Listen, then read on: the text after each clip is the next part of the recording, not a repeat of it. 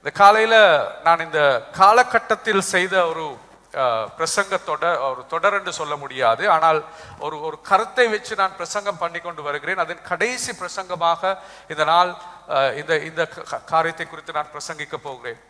எனக்கு இருக்கிற மிகப்பெரிய ஒரு கேள்வி, அதாவது மக்களிடம் ஊழியம் செய்கிற பொழுது, மக்கள் வீடுகளுக்கு செல்லுகிற பொழுது, மக்களோடு கொடுக்கல் வாங்கல் செய்கிற பொழுது வருகிற ஒரு பெரிய கேள்வி என்னவென்றால், பாஸ்டர் நாங்க ஆண்டவருக்குள்ள இவ்வளவு விசுவாசமா இருந்தும் ஏன் பாஸ்டர் எங்களோட வாழ்க்கையில இவ்வளவு பிரச்சனை வருது?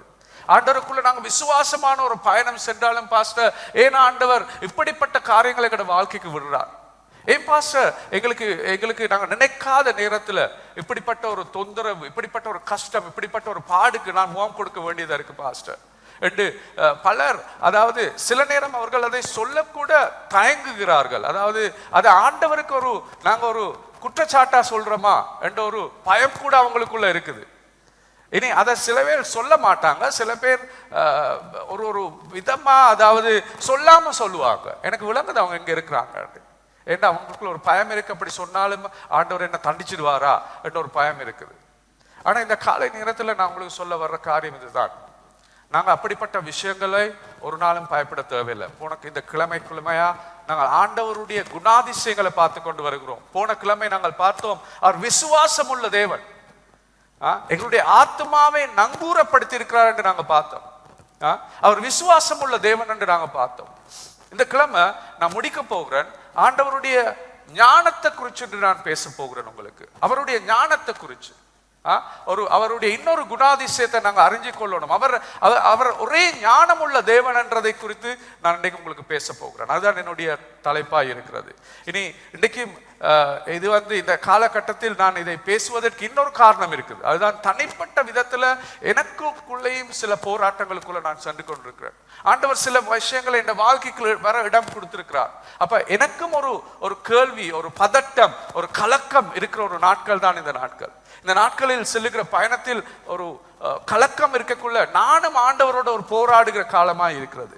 அப்ப இது சாதாரணமா உங்களோட பிரச்சனைக்கு மட்டும் ஒரு பதிலா நான் காண இல்லை. இது ஆண்டவர் எனக்குள்ள செய்யற ஒரு விஷயத்துல, நானும் ஆண்டவரோட போராடுற பயணத்துல சில விஷயங்கள் ஆண்டவர் எனக்கு பேசி கொண்டிருக்கிறார், எனக்கு சில விஷயங்களை காண்பித்துக் கொண்டிருக்கிறார். அதை தான் நான் உங்களுடன் பேச விரும்புகிறேன். இன்று நாங்கள் பார்க்க போகிற ஆண்டவருடைய வார்த்தையின் பகுதி வரப்போகிறது எபிரேயர் புத்தகம் 12ஆம் அதிகாரம் 1ஆம் வசனத்திலிருந்து 13ஆம் வசனம் வரை. எபிரேயர் 12:1-13 நாங்கள் வாசிப்போம்.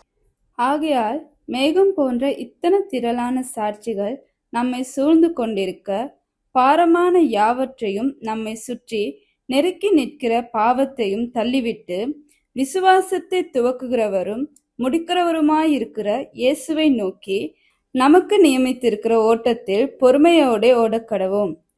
அவர் நமக்கு முன் வைத்திருந்த சந்தோஷத்தின் பொருட்டு அவமானத்தை எண்ணாமல் சிலுவையை சகித்து தேவனுடைய சிங்காசனத்தின் வலது பரிசத்தில் வீற்றிருக்கிறார்.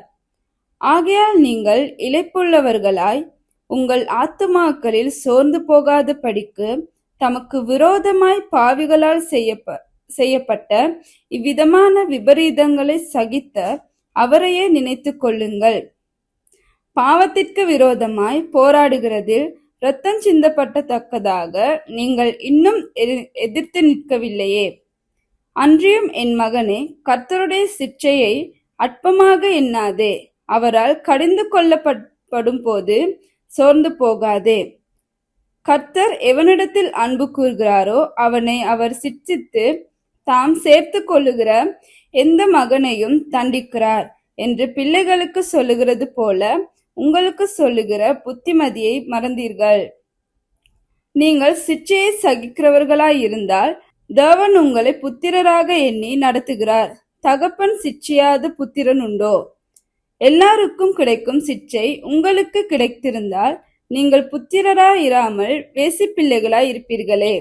அன்றியும் நம்முடைய சரீரத்தின் தகப்பன்மார்கள் நம்மை சிற்றிக்கும் போது அவர்களுக்கு நாம் அஞ்சி நடந்திருக்க, நாம் பிழைக்கத்தக்கதாக ஆவிகளின் பிதாவுக்கு வெகு அதிகமாய் அடங்கி நடக்க வேண்டும் அல்லவா? அவர்கள் தங்களுக்கு நலமென்று தோன்றினபடி கொஞ்ச காலம் சிட்சித்தார். இவரோ தம்முடைய பரிசுத்தத்திற்கு நாம் பங்குள்ளவர்களாகும் பொருட்டு நம்முடைய பிரயோஜனத்திற்காகவே நம்மை சிட்சிக்கிறார். எந்த சிற்றையும் தற்காலத்தில் சந்தோஷமாய் காணாமல் துக்கமாய் காணும். ஆகிலும் பிற்காலத்தில் அது பழகினவர்களுக்கு அது நீதியாக சமாதான பலனை தரும். ஆகையால் நெகிழ்ந்த கைகளையும் தளர்ந்த முழங்கால்களையும் நீங்கள் திரும்ப நிர்மித்து முடமாயிருக்கிறது பிசகி போகாமல் சொஸ்தமாகும்படி உங்கள் பாதங்களுக்கு வழிகளை செவ்வைப்படுத்துங்கள். நாங்கள் ஜெபிப்போம். அன்பின் ஆண்டவரே, இந்த காலை நேரத்தில் இந்த வார்த்தையை உங்களுக்கு பொறுப்பு கொடுக்கிறோம் ஆண்டவரே. அப்ப இந்த வார்த்தையினூடாக எங்களுக்கு இன்று பேசுங்கள். நீர் வைத்திருக்கிற சத்தியங்களை எங்கள் இருதயங்களை திறந்து ஆண்டவரை புரிந்து கொள்ளும்படி விதத்தில் எங்களுக்கு ஆண்டவரே பேசும்படி நாங்கள் உங்களிடம் கேட்கிறோம். இந்த காலை நேரத்தில் ஆண்டவரே, நீர் வைத்திருக்கிற காரியத்தை ஆண்டவரை பரலோகத்தில் இருந்து இந்த இடத்துக்கு கொண்டு வாங்க ஆண்டவரே. எங்களை ஆண்டவரை உங்கள் சிலுவைக்கு பின்னால் மறைத்து ஆண்டவரே உங்களுடைய சித்தம் எங்கள் வாழ்க்கையில் நடைபெறும்படி கேட்டு நாங்கள் ஜெபிப்பது இயேசுவின் இனிய நாமத்தில் நல்ல பிதாவே, ஆமென், ஆமென். இந்த 13 நாங்கள் வசனங்களை பார்த்தோம். அந்த 13 வசனத்தில் முக்கியமான வசனம் 7வது வசனமாய் இருக்கிறது. 7வது வசனம். அந்த 7வது வசனத்தை உங்களுக்கு ஏழுமண்டா அண்டர்லைன் பண்ணிக்கொள்ளுங்க. உங்களோட பைபிள் கையில இருந்துச்சுண்டா அந்த 7வது வசனத்தை நீங்க அண்டர்லைன் பண்ணிக்கொள்ளுங்க. அந்த 7வது வசனத்தை ஸ்கிரீன்ல போடுங்க. நீங்கள் சிச்சையை சகிக்கிறவர்களாய் இருந்தால் தேவன் உங்களை புத்திரராக எண்ணி நடத்துகிறார். தகப்பன் சிச்சியாத புத்திரன் உண்டோ? ரைட். இதுல நாங்கள் சிச்சிக்கிற என்ற வார்த்தைக்கு உண்மையான இதுல இங்கிலீஷ் டிசிப்ளின், ஒழுக்கம். ஒழுக்கம் தான் இது அர்த்தம். அத தமிழ்ல சிச்சிக்கிறன்றதும் அதுதான் அர்த்தமா இருக்கலாம். இல்லாட்டி அது கொஞ்சம் அதை விட ஒரு என்னது தண்டிக்கிற மாதிரியான ஒரு ஐடியா வருது அதுல. அதனால நான் சொன்னேன் ஒழுக்கப்படுத்தல், இல்லாத ஒழுக்கத்தை செய்தல் தான் இதுல பேசப்படுகிற விஷயம். இந்த வார்த்தையில நீங்க 1-13 வாட்சி பாத்தீங்கன்னா இந்த சிச்சிக்கிற வார்த்தை எத்தனையோ தடவை திரும்பி திரும்பி திரும்பி சொல்லப்பட்டிருக்கிறது. அதோட அர்த்தம் ஒழுக்கப்படுத்தல். ரைட். அப்ப நீங்கள் ஒழுக்கப்படுத்துவதற்கு ரைட் தேவன் உங்களை புத்திரராக எண்ணித்தான் உங்களை ஒழுக்கப்படுத்துகிறார் என்று தான் இதுல சொல்லுகிறார். ஒரு பிள்ளைய ஒழுக்கப்படுத்தாத ஒரு தாப்பன் இருக்கிறாரா? அதான் கேள்வி. ரைட். ஒரு தாப்பன் தன் பிள்ளையை ஒழுக்கப்படுத்தாம இருப்பாரா என்ற கேள்விதான் இந்த இடத்தில் எங்களுக்கு கேட்கப்படுகிறது. ரைட். சோ அதை குறித்து தான் நாங்கள் இன்றைக்கு விசேஷமாக பார்க்க போகிறோம். ஆண்டவர் எவ்வாறு எங்களை ஒழுக்கத்துக்கு கொண்டு செல்லுகிறார். இதில் அந்த சொல்லப்படுகிற அந்த சிச்சையை சகிக்கிறவராய் என்ற வார்த்தை நாங்கள் எடுத்து பார்த்தா அதோட உண்மையான கிரேக்க வார்த்தை யூபோமினோ என்ற வேர்ட் வருது. அதுல அடுத்த ஸ்லைட போடுங்க. யூபோமினோ என்ற வேர்ட். அப்ப இல்ல சாரி, அது இல்ல. யூபோமினோ என்ற வேர்ட் அதுல அர்த்தம் என்னன்னா ஒரு பெரிய ஒரு பிரச்சனைகள் மத்தியிலும் நிலையாக நின்று கொள்ளுதல். பிரச்சனைகள் மத்தியில் நிலையாக நிற்றல் என்றுதான் அந்த சகிக்கிறன்றது அர்த்தம். அதாவது அதோட படம் என்னண்டா, சித்திரம் என்னண்டா, உங்களுக்கு கொடுக்கக்கூடிய சித்திரம் ஒரு ஓடுகிற ஆற்றுல ஒரு வல்லமையான ஒரு ஆற்றுல நடுவுல நீங்க நின்று கொண்டு நிற்கிறது, அசையாம நின்று கொண்டு இருக்கிறது. அப்ப ஆண்டவர் என்ன சொல்லுகிறார் என்றால், அவர் சொல்லுகிறார் நாங்கள் அவர்களுடைய பிள்ளைகள் என்ற விதத்தில் இந்த பிரச்சனைகள் வரும் பொழுது அந்த பிரச்சனைகள் மத்தியில் நிலையாக நிற்கக்கூடிய ஒரு நபராய் நாங்கள் மாற வேண்டும் என்பதுதான் ஆண்டவருடைய சித்தம். எப்படிப்பட்ட பிரச்சனைகள் வந்தாலும் அதில் நிலையாக நிற்கக்கூடிய ஒரு வல்லமை எங்களுக்குள் இருக்க வேண்டும். அந்த இடத்துக்கு நாங்கள் வர வேண்டும் என்பதுதான் ஆண்டவர் எங்களிடம் எதிர்பார்க்கிற விஷயமா இருக்கிறது. அப்ப அதை குறித்து தான் நாங்கள் இன்றைக்கு பார்க்க போகிறோம். எவ்வாறு நாங்கள் அப்படி எங்கள் வாழ்க்கைகளை மாற்றிக்கொள்வது, எவ்வாறு அப்படிப்பட்ட ஒரு சகிக்கிற தன்மையை நாங்கள் எங்களுக்குள் உருவாக்கி கொள்வது என்பதுதான் எங்களுடைய கேள்வியாய் இருக்கிறது. ரைட்.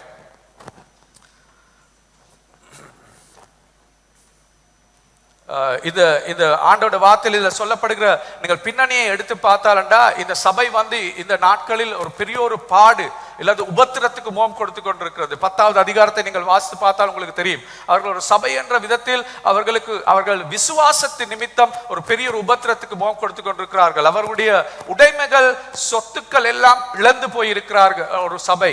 அது மாத்திரமல்ல, சிலர் சிறை அடைக்கப்பட்டிருக்கிறார்கள். அப்படிப்பட்ட ஒரு காலத்தில் தான் ஆண்டவர் சொல்லுகிறார், நீங்கள் இந்த பிரச்சனைகள் மத்தியிலும் நீங்கள் நிலையாக நிற்க வேண்டும் என்று அவர்களுக்கு பேசுகிறார். சோ இந்த எபிரேயரை எழுதுகிற நபர் எங்களுக்கு மூன்று மாதிரிகளை, ஆண்டவருடைய ஞானத்தை குறித்து 3 மாதிரிகளை எங்களுக்கு தருகிறார். அடுத்த ஸ்லைட்ல அது இருக்குது. தேவனுடைய ஞானத்தின் 3 மாதிரிகள். முதலாவது தான் தேவனுக்கு ஒரு பயிற்சியாளரின் ஞானம் உள்ளது என்று அவர் எங்களுக்கு காண்பிக்கிறார். இரண்டாவது, தேவனுக்கு ஒரு தகப்பனின் ஞானம் உள்ளது என்று காண்பிக்கிறார். மூன்றாவது, தேவனுக்கு ஒரு மருத்துவரின் ஞானம் உள்ளது என்றதை காண்பிக்கிறார். இந்த மூன்றையும் நான் உங்களுக்கு காண்பிக்க போகிறேன். இந்த வார்த்தையில் தேவனுக்கு ஒரு பயிற்சியாளரின் ஞானம் உள்ளது, முன்னுக்கு போங்க, தேவனுக்கு ஒரு தகப்பனின் ஞானம் உள்ளது, தேவனுக்கு ஒரு மருத்துவரின் ஞானம் உள்ள என்ற 3 காரியங்களையும் நாங்கள் பார்க்க போகிறோம். இப்ப இந்த 3 நபர்களிலும் நாங்கள் எடுக்கிற இந்த சொல்லப்பட்ட 3 நபர்களிலும் இருக்கிற ஒரு பொதுவான காரியம் என்னவென்றால், இந்த 3 நபர்களும் வேண்டுமென்று எங்களோட வாழ்க்கைக்கு நோவு கொண்டு வருகிற நபர்களாக இருக்கிறார்கள். பயிற்சியாளர், அதாவது நீங்க ஒரு ட்ரெயினர், உங்களுக்கு ஒரு எக்ஸசைஸுக்கு ஒரு ட்ரெயினர் எடுத்தீங்கன்னா அவர் உங்களுக்கு நோவை கொண்டு வருகிற நபர். ஒரு தகப்பன், அவர் உங்களுக்கு நோவை கொண்டு வருவார் உங்களை சரி செல்வதற்காக. மூன்றாவது, ஒரு மருத்துவர், உங்களை வருத்தத்தை இல்லாமக்கிறதுக்கு நோவை முதல்ல கொன்றோம். அப்ப 3 பேர்லையும் நாங்க எடுத்து பார்த்தா பொதுவான ஒரு விஷயம் தான், அவங்க வேணுமென்றே எங்களோட வாழ்க்கைக்கு நோவை கொண்டு வருகிற நபர்களாய் இருக்கிறார்கள். ரைட்? அவர்கள் ஏன் அப்படி செய்கிறார்கள் என்றால், அவ்வாறு நோவை கொண்டு வருகிற பொழுதுதான் எங்களோட வாழ்க்கையில் நல்ல ஒரு சுகத்தை எங்களுக்கு அதற்கு பின்பதாக பெற்றுக்கொள்ள முடியும், அதன் ஒரு பெருபேரை எங்களுக்கு பெற்றுக்கொள்ள முடியும் என்பது காரணமாக நோவை கொண்டு வருகிறார்கள். இனி இப்படி நோவு கொண்டு வருகிற நேரத்தில் தேவனும் எங்களுக்கு இதைத்தான் செய்கிறார். அந்த நேரத்தில் நாங்கள் அந்த சின்ன பிள்ளை குழந்தைகளை மாறி இந்த நேரம் அழுது கொண்டிருக்கலாது. ஆண்டவரே, நீங்க ஏன் இதை செஞ்சிட்டீங்க அழுது கொண்டிருக்கிறதுக்கு காரணம் என்னன்னா, எங்களுக்கு இன்னுமே விளங்கல, தேவனை நாங்க இன்னும் பயிற்சியாளரா காணல, தேவனை எங்களை தாப்பனா நாங்க அவருடைய ஞானத்தை காணல, தேவனுடைய மருத்துவ ஞானத்தை காணாதபடியத்தான் நாங்கள் தொடர்ந்து கத்திக்கொண்டிருக்கிறோம். ஒரு பிரச்சனை வந்தோடனே, ஏன் ஆண்டவரே நீங்க இதை செய்றீங்க? அதனால இந்த 3ஐயும் நீங்க விளங்கி கொண்டீங்கண்டா உங்களுக்கு விளங்கும், உங்களுக்கு தெரிந்து வந்துடும், ஆண்டவர் இந்த காரியங்களை இந்த வாழ்க்கைக்கு விடுறதுக்கு காரணம் என்னவென்றால், என்னை அவர் ஒழுக்கப்படுத்துகிறார், என்னை அவர் சரி செய்கிறார், இந்த ஒவ்வொரு காரியங்களையும் கூட என்னை அவர் ஒரு பயணம் கொண்டு செல்கிறார் என்பதை உங்களுக்கு காணக்கூடியதா இருக்கும். அதனால் முதலாவதை நாங்கள் பார்ப்போம். முதலாவது தான், தேவன் ஞானம் உள்ளவர் இருப்பதால் உங்கள் வாழ்க்கையில் உள்ள ஒவ்வொரு கஷ்டத்துக்கு பின்னாலும் ஒரு ஒழுக்கம் இருக்கிறது. ரைட்? தேவன் ஒரு பயிற்சியாளரின் ஞானம் உள்ளபடியினால் உங்கள் வாழ்க்கையில் இருக்கிற ஒவ்வொரு கஷ்டங்களுக்கும் பின்னாலும் ஒரு ஒழுக்கம் இருக்கிறது. ஒரு பயிற்சியாளர் என்ன செய்யறாருன்னா, அவர் உங்களுக்கு ஒரு ஒழுக்கத்தை கொண்டு வருவார். ரைட்? அதான் பயிற்சியாளர் செய்கிற விஷயமா இருக்கிறது. ரைட்? நாங்க பார்ப்போம், எபிரேயர் 12ஆம் அதிகாரம் 11ஆம் வசனத்துல என்ன சொல்லுதுன்னு பாருங்க. எந்த சிற்றையும் தற்காலத்தில் சந்தோஷமாய் காணாமல் துக்கமாய் காணும், ஆகிலும் பிற்காலத்தில் அதில் பழகினவர்களுக்கு அது நீதியாகிய சமாதான பலனை தரும். எந்த ஒழுக்கப்படுத்தலும், ஒரு நபரை ஒழுக்கப்படுத்தக்குள்ள அது தற்காலிகமா, அதை நாங்கள் அதுக்குள்ள நாங்கள் பயணம் செல்லுகிற பொழுது அதில் எங்களுக்கு ஒரு சந்தோஷத்தை காண முடியாது.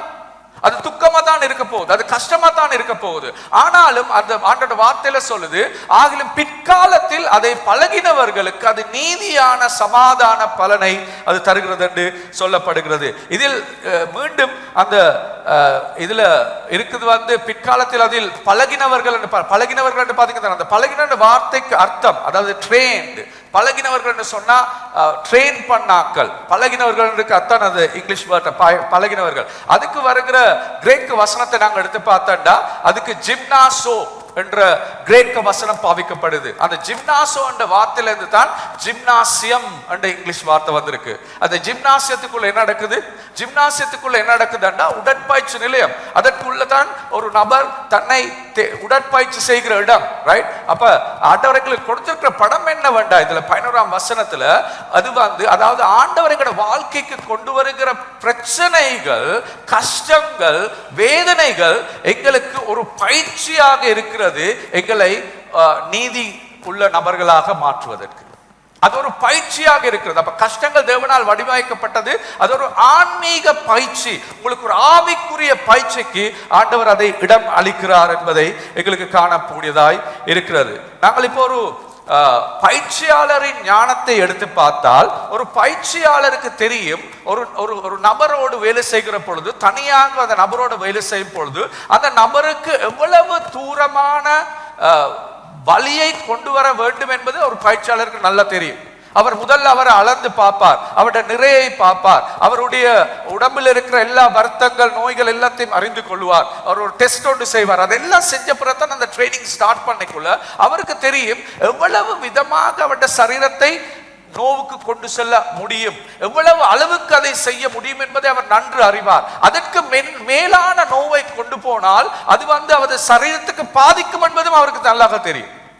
அப்ப எவ்வளவு பாரம் அவர் தூக்க வேண்டும் என்பதை அவர் அவர் அவர் சொல்லுவார். இவ்வளவு பாரம் தான் உங்களுக்கு தூக்கலாம், இதுக்கு மேல நீங்க பாரம் தூக்க கூடாது.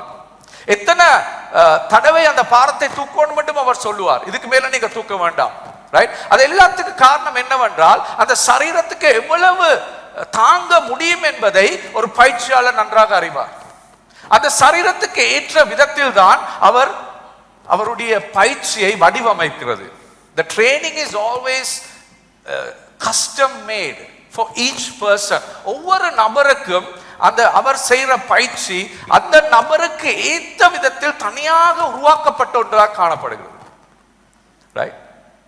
ரைட்? இப்போ உதாரணத்துக்கு ஒரு ஒலிம்பிக்ல போட்டியிடுற ஒரு நபருக்கு கொடுக்கிற பயிற்சி எடுத்து உங்களுக்கும் எனக்கும் கொடுத்தா என்ன நடக்கும்? செத்து விழுந்துடுவோம். சரிதானே? அவங்களுக்கு கொடுக்குற பயிற்சி எங்களுக்கு போட்டு நாங்கள் செத்து விழுந்துருவோம். அதே மாதிரி எங்களுக்கு கொடுக்குற பயிற்சி எடுத்து ஒரு ஒலிம்பிக் செய்யற ஒரு வீரருக்கு கொடுத்தா என்ன நடக்கும்? அது கணக்கே இல்லை. ரைட்? அப்ப ஒரு பயிற்சியாளருக்கு தெரியணும் எவ்வளவு தூரம் ஒரு நபரை தள்ள வேண்டும், எவ்வளவு தூரம் ஒரு ஆளுக்கு பயிற்சி கொடுக்க வேண்டும் என்று. அதே போல் இன்னொன்று உங்களுக்கு விளங்கிக் கொள்ள வேண்டிய விஷயம் தான், எங்கட சரீரங்களுக்கு நாங்கள் நோ கொடுக்காட்டி, அதாவது சரீரத்துக்கு தேவையான அளவு நாங்கள் நோ பயிற்சியினூடாக கொடுக்காட்டி எங்கட சரீரம் மிக விரைவாக அது செயலிழந்து போயிடும். உங்களுக்கு தெரியுது? எங்கட சரீரத்துக்கு தேவையான அளவு நோ பயிற்சியின் ஊடாக நாங்க கொடுக்காவிட்டால் என்ன நடக்குதுண்டா அந்த சரீரம் மிக விரைவா செயலிழந்து போயிடும். ஆனா ஒரு நபர் தொடர்ந்து பயிற்சி கொடுக்கிற ஒரு நபர் தன் சரீரத்துக்கு அவருக்கு தெரியும் எவ்வளவு நோவு கொடுக்கணும். அந்த நோவு கொடுக்கிற நபருடைய சரீரம் தொடர்ந்து வல்லமையா இருக்கும். அப்போ ஒரு சரீரத்துக்கே சரீர நியதியே நோவினால் தான் சரீரம் அதிகம் அதுட பலன் அதிகரிக்குதுண்டா, ஆவிக்குரிய நியதி என்ன? ஆவிக்குரிய நியதியும் அதுதான். எங்களுடைய ஆவிக்குரிய வாழ்க்கை வளர்வது அல்லது எங்களுடைய ஆவிக்குரிய வாழ்க்கை நீண்ட தூரத்துக்கு செல்வதற்கு எங்களுடைய வாழ்க்கைக்கு நோ கட்டாயம் தேவை. இல்லாட்டி எங்களுடைய ஆவிக்குரிய வாழ்க்கை ஒரு நாளும் மாறாது. அப்போ ஒரு பயிற்சியாளரை போல அது இந்த உலகத்தில் இருக்கிற ஒரு சாதாரண மனித பயிற்சியாளர் அல்ல, தேவன் ஒரு பயிற்சியாளர் என்ற விதத்துல அவர் உங்களோடு கொடுக்கல் வாங்கல் செய்து கொண்டிருக்கிறார். எனக்கு நினைவு இருக்குது, ஒரு இலங்கையில இன்றைக்கு கிரிக்கெட் டீம்ல இருக்கிற ஒரு ஆளோட கதைக்குள்ள அவர் சொன்ன கதை, நான் பேரை சொல்ல மாட்டேன். அவர் சொன்னார், அவர் இலங்கையில ஒரு மிக பிரசித்தமான ஸ்கூல்ல படிச்சார். அங்கதான் அவர் கிரிக்கெட் முதல்ல விளையாடினார். அவர் கிரிக்கெட் விளையாடக்குள்ள அம்மா ஒரு நாள் வருவாங்களாம் கிரிக்கெட் பாடுறது பார்க்கறதுக்கு. பாடுறது என்னது, கிரவுண்டுக்கு வெளியில இருந்துட்டு இருப்பாங்களாம். கிரவுண்டுக்கு வெளியில இருந்துட்டு இருக்கக்குள்ள இவர் அடிப்பார் தானே, இவர் அடிச்சு இப்படி 48 ரன்ஸ் அடிச்சேன்னு சொல்லுங்களேன். அவர் 48 ரன்ஸ் அடிச்சுட்டு அவுட் ஆயிட்டார், 50 அடிக்கல. அவர் சொல்றார், எனக்கு கிரீஸ்ல இருந்து கிரவுண்டுக்கு வெளியில வர்றதுக்கு பயம். யாருக்கு பயம்? கோச்சுக்கு இல்ல, அம்மாவுக்கு. மட்டையை வச்சுட்டு இருப்பாவான் தனக்கு அடிக்கிறதுக்கு. வெளியில வந்தோன்னா விரட்டி விரட்டி அடிப்பாவான். ஸ்கூலை சுத்தி சுத்தி தான் ஓடுவாரா, தனக்கு பின்னால ஓடி ஓடி ஓடி ஓடி வந்து தனக்கு அடிப்பாவான். ரைட்? உனக்கு எத்தனை தடவை நான் சொல்லிட்டு அந்த பொறுமையா இருக்க சொல்லி அந்த இடத்துல, நீ கேட்டியா நான் சொன்னது? நீ கேட்காத படி அடி, பயங்கர அடி. ரைட்? ரைட்? இது தாய் செய்யற வேலையா? தாய் செய்யற வேலையா இது? இது ஒரு சாதாரண ஒரு தாய் செய்யாத ஒரு வேலை. ரைட்? ஆனா அந்த தாய் தன் ஸ்தானத்தை விட்டு ஒரு பயிற்சியாளரா மாறி தன் மகனுக்கு கொடுத்த அழுத்தத்தின் நிமித்தம் தான் அவர் இன்னைக்கு இலங்கை கிரிக்கெட் அடிக்கிறார். இன்னைக்கு அவர் விளையாடுறாரு டீம்ல. ரைட்? அவர் சொல்லுவார், என் அம்மா தான் எனக்கு ஒரு கிரிக்கெட்டரா மாத்தினது அப்படி சொல்லுவார். ரைட்? அப்ப ஆண்டவர் இந்த உலகத்துல இருக்கிற எங்கட அப்பா அம்மா மாறியும் இல்ல, இந்த உலகத்துல இருக்கிற பயிற்சியாளர்கள் மாறியும் இல்லை. ஆனா ஆண்டவர் ஒரு பயிற்சியாளரா மாறுறார். எங்களுக்கு தேவையான அழுத்தத்தை எங்களோட வாழ்க்கைக்கு கொண்டு வர்றதுக்கு, ஆவிக்குரிய அழுத்தத்தை. அவருக்கு தெரியும் எந்த நேரத்தில் எப்படிப்பட்ட ஒரு அழுத்தத்தை எங்களுக்கு கொடுக்க வேண்டும். எங்களை ஒழுக்கத்துக்காக, எங்கள் வாழ்க்கையை ஒழுக்கமாக மாறுவதற்காக நாங்கள் ஆவிக்குரிய அந்த 11ஆம் வசனத்தில் சொல்லுகிற பொழுது நீதியில் சமாதானத்தை வருகிற நாட்களில் நீதியான நபர்களா மாறுவதற்காக தான் ஆண்டவர் எங்களுக்கு அப்படிப்பட்ட ஒரு ஒழுக்கத்துக்கு எங்களுக்கு எங்களோட வாழ்க்கையில அவர் இடம் கொடுத்து கொண்டிருக்கிறார். ஜான் நியூட்டன் என்ற ஒரு நபர் சொன்னார், என் வாழ்க்கையில எனக்கு இருக்கிற மிகப்பெரிய பிரச்சனை என்னண்டா, ஆண்டவர் என் வாழ்க்கையில செய்கிற பெரிய இழப்புகள் அல்ல. அவர் தன்னுடைய மனைவியை இழந்தார். அது சொன்னார், கஷ்டம் தான், ஆனால் அதை எனக்கு சகிக்க முடியும். அவர் சொன்னார், வேலைகள் பெரிய பெரிய காரியங்கள் இழப்பது ஒரு அளவு எனக்கு அதுக்கு முகம் கொடுக்க முடியும். ஆனால் எனக்கு மிக கடினமான விஷயம் என்னவென்றா, ஒரு நாள்ல நான் போகிற பயணத்துல தொடர்ந்து எனக்கு கலங்குற மாதிரி விஷயங்களை செய்வார். நான் நினைச்சு போவேன் ஒன்று நடக்குமென்று அது மாறிடும். அதுதான் எனக்கு கலக்கத்தை கொண்டு வர்ற மிகப்பெரிய பிரச்சனை. அதுல தான் நான் என் ஆவிக்குரிய வாழ்க்கையில விழுந்து போற இடம் அதுதான். பெரிய இழப்புகள் வரைக்குள்ள எனக்கு முகம் கொடுக்க தெரியுது. ஆனா ஒவ்வொரு நாளும் வருகிற அந்த கலக்கங்கள், சின்ன சின்ன கலக்கங்கள் வரும் பொழுது அதை எனக்கு முகம் கொடுக்க தெரியாம ஆவிக்குரிய ரீதியில நான் விழுந்து போகிற இடங்கள் இருக்கு. எனக்கு கோபம் வருது, மற்றவங்களோட நான் பேசுறேன், கத்துறேன். அந்த மாதிரியான நேரங்கள்ல எனக்கு அந்த சகிக்கக்கூடிய தன்மை எனக்குள்ள இல்லைன்னு அவர் சொல்லுகிறார். இதனால் தான் எங்களுக்கு ஆண்டவர் இப்படிப்பட்ட காரியங்களுக்கு இடம் விடுவதற்கு காரணம், எங்களை அவர் ஒரு பயிற்சியாளரின் ஞானத்தை பாவித்து எங்களை அவர் பயிற்சிக்கிறார். இப்ப நீங்கள் ஆண்டவரை ஒரு பயிற்சியாளரின் என்ற விதத்தில் நீங்க காண தொடங்கினீங்கண்டா, அவர் வேற எப்படி உங்களை பயிற்சி செய்ய வைக்கிறது? அவருக்கு வேற ஏதாவது வழி இருக்கா? கொண்டராம உங்களோட வாழ்க்கையில உங்களை பயிற்சிக்க அவருக்கு வழி ஒன்று இருக்குதா? இந்த உலகத்துல இருக்கிற பயிற்சி செய்கிற, அதாவது எங்களுக்கு உடற்பயிற்சி செய்கிற நபர்களே எங்களுக்கு நோவை கொண்டு வந்துதான் எங்களோட உடம்புக்கு அந்த வல்லமையை கொடுக்குறாங்கண்டா, ஆண்டவர் எங்களோட ஆவிக்குரிய வாழ்க்கையில எங்களுக்கு நோவை கொண்டு வராம எங்களுக்கு பயிற்சி செய்ய முடியுமா? முடியாது. அதனால்தான் நாங்கள் முதல்ல ஆண்டவரை ஒரு பயிற்சியாளரின் ஞானம் இருக்கிற நபராய் நாங்கள் அவரை காண வேண்டும். அதான் முதலாவது விஷயம். இரண்டாவது விஷயம் தான் நாங்கள் பேசுகிறோம். இதுல தேவன் ஒரு தகப்பனின் ஞானம் உள்ளது. இதுதான் இந்த மெயின் விஷயம். இன்றைக்கு தேவன் ஒரு தகப்பனின் ஞானம் உள்ளது. எனவே எமது கஷ்டங்களில் ஒரு அன்பான நோக்கம் உள்ளது. தேவன் ஒரு பயிற்சியாளர் என்ற விதத்துல அவருக்கு எங்களுக்கு ஒரு ஒழுக்கத்தை கொண்டு வருவதற்காக அதை செய்கிறார். ஆனால் அவர் ஒரு தகப்பனின் ஞானம் உள்ளபடியினால் எங்களோட கஷ்டங்கள்ல என்ன செய்கிறார்? எங்களுக்கு ஒரு அன்பான நோக்கத்தை வச்சிருக்கிறார் எங்களோட கஷ்டங்களின் ஊடாக. எபிரேயர் 12ஆம் அதிகாரம் 10ஆம் வசனத்தை நாங்கள் வாசிப்போம். 10ஆம் வசனம். அவர்கள் தங்களுக்கு நலமென்று தோன்றியபடி கொஞ்ச காலம் சிட்சித்தார்கள். இவரோ தம்முடைய பரிசுத்தருக்கு நாம் பங்குள்ளவர்களாகும் பொருட்டு நம்முடைய பிரயோஜனங்களுக்காகவே நம்மை சிட்சித்தார். பாருங்க, நோக்கம் என்னன்னு பாருங்க. தேவனுடைய நோக்கம் என்னன்னு பாருங்க. அவர்கள் தங்களுக்கு நலமென்று தோன்றினபடி கொஞ்ச காலம் சிட்சித்தார்கள், ஒழுக்கத்துக்குள் சென்றார்கள். இவரோ தம்முடைய பரிசுத்தத்துக்கு நாம் பங்குள்ளவர்களாகும் பொருட்டு. அப்படின்னு என்ன அர்த்தம்? ஏன் ஒரு நோக்கம் இருக்கிறது. உங்களை அவர், அதாவது உங்களுடைய வாழ்க்கைக்கு பிரச்சனைகளை அனுப்புவதற்கு ஒரு நோக்கம் இருக்கு. என்ன நோக்கம்? அவருடைய நோக்கம் தான் உங்களை அவரை போல் ஒரு பரிசுத்த நபராய் மாற்றுவதற்கு தான் அவர் உங்களுடைய வாழ்க்கைக்கு கஷ்டங்களை இடம் கொடுக்கறதுக்கு காரணம். ஒன்று நான் உங்களுக்கு சொல்ல நல்லா கேட்டுக்கொள்ளுங்க. உங்களோட வாழ்க்கையில வருகிற ஒரு கஷ்டம் கூட தேவனுக்கு தெரியாம வராது. அவர் உங்களோட வாழ்க்கையை கஷ்டம் கொண்டு வர நான் சொல்லல, மற்ற நபர்கள் உங்களோட வாழ்க்கையை கொண்டு வர கஷ்டம். இந்த சபை இப்ப நான் சொன்னது போல பாடுகள் மத்தியில் சென்று கொண்டிருக்கிறது. அப்படியாண்டா ஆண்டவரை தெரியாத நபர்கள் சபைக்கு அவர்கள் பாடுகளை கொண்டு வந்து கொண்டிருக்கிறார்கள். ஆனா ஆண்டவர் சொல்றார் என்னண்டா, அவர்கள் இல்ல உங்களுக்கு பாடுகளை கொண்டு வர்றது, நான் தான் பாடுகளை கொண்டு வருகிறேன். நான் அதற்கு இடம் கொடுத்திருக்கிறேன். ஏனென்றால் அதற்குள் எனக்கு முதலாவது உங்களை பயிற்சிக்க வேண்டும், இரண்டாவது உங்களுக்கு ஒரு நோக்கத்தை காண்பிக்க வேண்டும். உங்களுக்கு எனக்கு வைத்திருக்கிற நோக்கத்தை நான் உங்களுக்கு காண்பிப்பதற்காக இதுக்கு இடம் கொடுத்திருக்கிறேன். அப்ப தேவன் அவர் தனிப்பட்ட விதத்தில் என்ன சொல்லுகிறாருடா, உங்களோட வாழ்க்கையில நடக்கிற ஒன்றுமே அவருக்கு தெரியாமல் நடக்காது.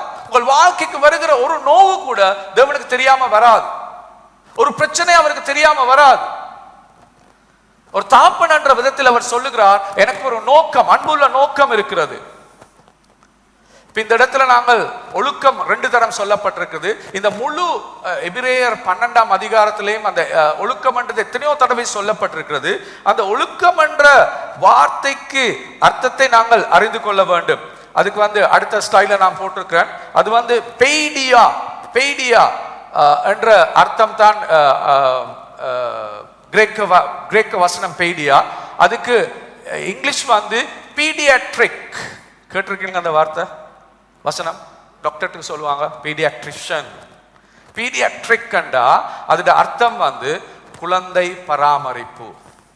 அப்ப இந்த ஒழுக்கம் என்ற வார்த்தை இந்த இடத்துல பாவிக்கப்படுகிற வார்த்தை என்ன அதோட அர்த்தம் கண்டா ஒரு குழந்தைகளை பராமரிக்கிறது என்ற அர்த்தமாம். குழந்தைகளை பராமரிக்கிறது, அதாவது ஒரு குழந்தைகளை வளர்ப்பது என்ற அர்த்தத்தை தான் இதில் எங்களுக்கு கொடுக்கப்பட்டிருக்கிறது. இது எங்களுக்கு ஒரு முக்கியமான விஷயம். ஏன்னா ஆண்டவர் எங்களோட வாழ்க்கைக்கு ஒழுக்கத்தை கொண்டு வருவது. சிட்சி என்ற வார்த்தை தமிழ்ல பேசப்படும் பொழுது அதுல அர்த்தம் எங்களை தண்டிக்கிற மாதிரி. ஆனால் ஆண்டவர் தண்டிக்கிறார். அதுல ஒரு தண்டிப்பு, ஒரு குழந்தையை ஒரு தாப்பன் தண்டிப்பது உண்டு. ஆனால் அவர் தண்டிப்பது அந்த குழந்தையை இல்லாமல் ஆக்குவதற்கல்ல, ஒரு குழந்தையை பயிற்சி கொண்டு வருவதற்காக, குழந்தையை பராமரிப்பதற்காக, குழந்தையை ஒரு நல் வழிக்கு கொண்டு செல்ல வேண்டும் என்பதற்காகவே தாப்பன் இதை செய்கிறார். இப்ப ஒரு தாப்பண்ட வேலை என்ன? தாப்பன் என்ன செய்யணும் தன் குழந்தைக்கு? ஒரு தாப்பண்ட வேலை என்னண்டா, அவர் 10-11ஆம் வார்த்தைகளை நீங்க வாசிக்கும் பொழுது அவருடைய வேலை என்னண்டா, அவர் எங்களுக்கு எங்களோட வாழ்க்கையில எங்களை சரிப்படுத்த வேண்டும். நாங்கள் பிழையான காரியங்களை செய்கிற பொழுது, குழந்தை பிழையான காரியங்களை செய்கிற பொழுது தாப்பன் தான் ஒழுக்கத்தை கொண்டு வருகிறவர். அவர் தான் எங்களை தண்டிக்கிறவர். அவர் தண்டித்து எங்களை ஒழுக்கப்படுத்துவது முக்கியமான விஷயம் ஒரு குழந்தைக்கு. அது நடத்த செய்ய வேண்டிய ஒரு விஷயமா இருக்கிறது. ஏனண்டா ஆண்டவருடைய விருப்பம் என்னண்டா, நீங்கள் அவரை போல் ஒரு நாள் மாற வேண்டும். நீங்கள் அவரை போல் ஒரு நாள் மாற வேண்டும் என்றால் அவர் உங்களை ஒரு நாங்க சொல்ல ஒரு ப்ரோசஸ், ஒரு கிரியைக்குள்ளாக அவர் உங்களை கொண்டு செல்ல வேண்டும். அதாவது அவருடைய ஞானமுள்ள தாப்பன் செய்கிற வேலை என்னவென்றால், தன் குழந்தை எதிர்காலத்தில் ஏற்படக்கூடிய பாரிய வேதனைகளை தவிர்க்க ஒரு கட்டுப்படுத்தப்பட்ட வேதனையை இப்பொழுது எங்களோட வாழ்க்கைக்குள் கொண்டு வருவார். அதுதான் தாப்பன் செய்கிற வேலை. உதாரணத்துக்கு ஒரு சின்ன பிள்ளை களவெடுத்தண்டா தாப்பன் என்ன செய்வாரண்டா, களவெடுத்தோன்னு அந்த பிள்ளைக்கு ஒரு தண்டனை கட்டாயம் செய்ய வேண்டும். ஏன் அந்த தண்டனை செய்யறதுக்கு காரணம் என்னவென்றால், அந்த தண்டனை தான் அந்த பிள்ளைக்கு தெரியுது நான் செய்யறது பிழை. அப்ப அந்த பிள்ளையை குழந்தை காலத்திலே அவர் களவெடுக்கும் பொழுது அவரை தண்டிக்கா விட்டால் என்ன நடக்கும்டா, அவர் வளர்ந்து வரைக்குள் ஒரு நாளைக்கு அவர் பெரிய களவுகளுக்கு போய் கடைசி அவர் சிறையில போய் இருந்துடுவார். எனக்கு இந்த பிள்ளை சிறைக்கு போறது விருப்பம் இல்லை. எனக்கு இந்த பிள்ளை அப்படிப்பட்ட ஒரு இடத்துக்கு போகணும் தேவை இல்லாதபடியத்தான் அவர் குழந்தை பருவத்திலே ஒரு தகப்பன் ஒரு பிள்ளையை அவர் என்ன செய்கிறார்டா, தண்டிக்க வேண்டும். அவர் பிள்ளைகள் செய்கிற நேரத்தில் கட்டாயமாக அவர் குழந்தைகள் தண்டிக்கப்பட வேண்டும். ரைட்? அதான் முதலாவது விஷயம். அதிகமாக உடைக்கப்படாமலும் குறைவாக எண்ணப்படாமலும் இந்த தண்டனை இருக்க வேண்டும். அதாவது நாங்கள் தண்டனை கொடுக்கும் பொழுது அது குழந்தைக்கு கொடுக்கக்கூடிய தண்டனை விட அதிகமாக நாங்கள் கொடுத்தண்டா அது குழந்தையின் மனநிலையை பாதித்து விடும். அப்படி இல்லாவிட்டால் அந்த குழந்தைக்கு உள்ளான காயங்களை அதை ஏற்படுத்தி விட்டுரும். ரைட்? சில வேளை நாங்கள் தண்டிக்கக்குள்ள எங்களுக்கு இருக்கிற பிரச்சனை என்னண்டா, இந்த உலகத்து அப்பா அம்மா மாறுபடி நாங்கள் எங்கள் குழந்தைகளை தண்டிக்கும் பொழுது எங்களுக்கு இருக்கிற பிரச்சனை என்னண்டா, குழந்தைக்கு நலத்துக்காக நான் தண்டிக்கப்படலை. 10வது வசனம் சொல்லுது, குழந்தை அந்த பிள்ளையின் நலத்துக்காக தான் இது செய்யப்படுகிறது. ஆனால் நாங்கள் எங்களோட பிள்ளைகளை தண்டிக்கக்குள்ள அவங்களோட நலத்துக்கு செய்யாம எங்களோட சுயநலம், அதாவது அவர் செஞ்ச விஷயம் எனக்கு வெக்கத்தை ஏற்படுத்திட்டு, அவர் செஞ்ச விஷயம் எனக்கு இன்றைக்கு நாள்ல நான் செய்ய வேண்டிய காரியங்களுக்கு ஒரு பாதிப்பா மாறிவிட்டுட்டு, அவர் செஞ்ச காரியத்தின் நிமித்தம் என் வாழ்க்கையில எனக்கு சில காரியங்களை இப்ப செஞ்சு கொள்ள முடியாது. அப்ப அந்த கோபத்துல தான் நாங்க பிள்ளைய தண்டிக்கிறோம். அப்ப ஆண்டவர் என்ன சொல்றாருண்டா, அப்படி நாங்க எங்களை தண்டிக்க முடியாது. அப்படி தண்டிச்சோம்டா என்ன நடக்கும்டா, அந்த பிள்ளைக்கு கொடுக்க வேண்டிய தண்டனையை விட அதிகமாக நாங்கள் தண்டனை கொடுத்தோம்டா அதுதான் நாங்க சொல்லுவோம் ஹார்ட் wounds, இருதய புண்களை உருவாக்குவதற்கு முக்கியமான காரணம் என்னவென்றா, குழந்தை பருவத்துல ஒரு குழந்தைய பிழையான விதத்துல நாங்க தண்டிக்கப்படுது. ரைட்? அப்ப அதுல நாங்க கவனமா இருக்கணும். ஒரு நபருக்கு கொடுக்கக்கூடிய தண்டனைன்னு ஒரு அளவு இருக்குது. அதுக்கு அடுத்த பக்கத்துல நீங்க வந்து அந்த நபருக்கு தண்டனை என்று விளங்காத அளவு தண்டனை கொடுத்தீங்கன்னா அதுவும் பிழைதான். நீங்க நீங்க நினைக்கிறீங்க நீங்க தண்டனை கொடுத்துட்டீங்க, அவர் சொல்றாரு இதெல்லாம் ஒரு தண்டனையா? அவர் போயிட்டு இருக்கிறாரு. அப்ப அதுவும் பிழைதான். அப்ப அதுதான் இங்க இருக்கு. ஆண்டவர் சொல்ற விஷயம் என்னன்னா, எங்களுக்கு அதிகமாகவும் தண்டனை கொடுக்க முடியாது, குறைவாகவும் கொடுக்க முடியாது. இதுதான் தகப்பனின் ஞானம். தகப்பனுக்கு தெரியும் ஒரு குழந்தைக்கு எவ்வளவு அளவான தண்டனை கொடுக்கப்பட வேண்டும், அவருடைய ஒழுக்கத்துக்கு அவரை கொண்டு செல்வதற்கு, தன்னை போல் தன் பிள்ளையை மாற்றுவதற்கு எவ்வளவு ஒழுக்கத்தை கொடுக்க வேண்டும் என்ற ஒரு ஞானம் உள்ள தகப்பனுக்கு நன்றாக தெரியும். அதுதான் தேவனின் ஒழுக்கம். தேவனின் ஒழுக்கம் முழுமையானது. அதான் இந்த இடத்தில் பேசப்படுகிறது. தேவனின் ஒழுக்கம் வந்து அவர் எங்களை ஒழுக்கப்படுத்துகிற பொழுது, அவர் எங்களை தண்டிக்கிற பொழுது, அவர் வந்து எங்களுக்கு குறைவாயும் கொடுக்க மாட்டார், அதிகமாயும் கொடுக்க மாட்டார். எங்களுடைய இருதயங்களை புண்ணாக்குற விதத்திலும் அவர் எங்களுக்கு தண்டனை கொடுக்க மாட்டார். அந்த தண்டனையில் நாங்கள் எங்களுடைய வாழ்க்கையை மாற்றிக்கொள்ளாத அளவுக்கு குறைவாகவும் அந்த தண்டனை கொடுக்க மாட்டார். நான் சொல்றேன், உங்களுக்கு விளங்குதா? அதான் தேவனுடைய ஞானம். அதான் தேவன் எங்களுக்கு தண்டனை கொடுக்கிற விதம்.